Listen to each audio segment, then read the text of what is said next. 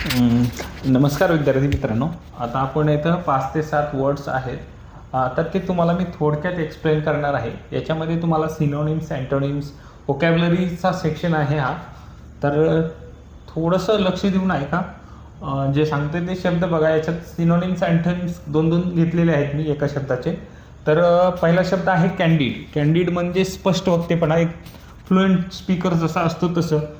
Frank आणि honest, fluent पण म्हणू शकता याला, बरं का. ठीक आहे. डिसिटफुल म्हणजे फसवा किंवा रिझर्व म्हणजे मुखा असू शकतो. तर प्रिझर्वरन्स म्हणजे चिकाटी, एखाद्याची चिकाटी, जिद्द, कन्सिस्टंट, त्याला चिटकून राहणारा. एंडेवर म्हणजे सातत्याने प्रयत्न करणारा. परसिस्टंट म्हणजे कन्सिस्टंट असतो, चिटकून राहणारा एखाद्या गोष्टीसाठी.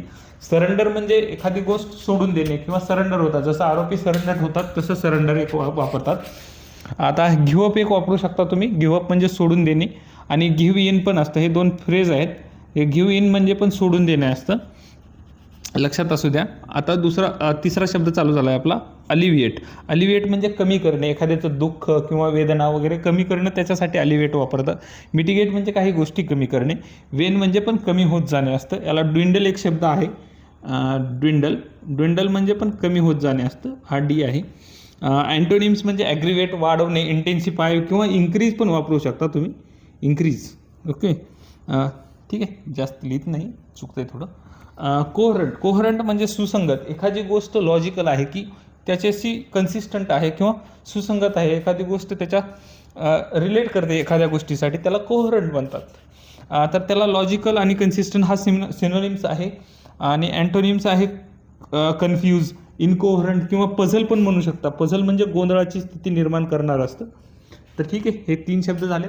आता इकडं लक्ष द्या, इकडं 3 शब्द आहेत. याच्यामध्ये आहे अबॅन्डन. अबॅन्डन म्हणजे सोडून देणे किंवा त्याग करणे. फॉरसेक म्हणजे पण त्याग करणे. क्वाईट म्हणजे सोडून देणे. आता गिव्हअप इथं पण घेतला होता, तर हा गिव्हअप म्हणजे पण सोडून देणे.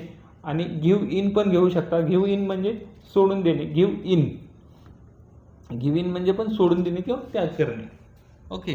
मग त्याला अँटोनिम्स काय आहे, रिटेन, कीप म्हणजे कीप कन्सिस्टंट ठेवणे किंवा स्टे, एखाद्या गोष्टीसाठी राहणे किंवा थांबणे त्याच्यासाठी असतो. अबॅन्डन म्हणजे सोडून देणे, त्याला रिटेन आणि कन्सिस्टंट किंवा तग धरून राहणारा रिटेन असू शकतो, समान विरुद्धार्थी. आता चौथा ते 5वा शब्द आहे होनेस्ट. हॉनेस्ट म्हणजे प्रामाणिक असतो.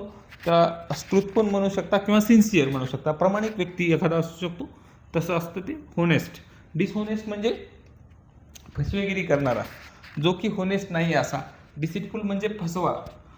तर आता प्रॉस्पर एक शब्द आहे. प्रॉस्पर म्हणजे भरभराट, एखाद्या गोष्टीची वाढ होणे, म्हणजे अशी संपत्तीमध्ये किंवा फ्लरिश येणे, एकदम काहीतरी तुमच्या संपत्तीत वाढ होणे, त्याला पण फ्लरिश म्हणू शकतो, भरभराट म्हणू शकतो संपत्तीमध्ये होणारी. थ्राईव्ह म्हणजे पण भरभराट असतं. डिक्लाइन म्हणजे खाली येणे. फॉल म्हणजे पण खाली येणे. आता नंतरचा एक शब्द आहे प्रुडंट. प्रुडंट म्हणजे काय आहे, तर वाईज आहे. वाईज म्हणजे विवेकी किंवा शहाणा, प्रुडंट. त्याला समानार्थी आहे वाईज, सेन्सिबल. त्याला विरोधार्थी आहे फुलिश किंवा रिकलेस. तर अशा पद्धतीने 5 ते 7 शब्द होते. तर हे शब्द तुम्हाला कसे वाटले मला कमेंट्समध्ये सांगू शकता, किंवा तुम्हाला यातला कोणता शब्द आवडला जे की मी एक्सप्लेन केले. तर तुम्हाला काय वाटतं ही व्होकॅब्युलरी बघून? अशीच मी काही शब्द घेईन. जर तुमचा रिस्पॉन्स चांगला असेल तर मी कन्सिस्टंट याच्यात काम करायला तयार आहे. धन्यवाद, तुम्ही शेवटपर्यंत व्हिडिओ बघितल्याबद्दल. थँक्यू.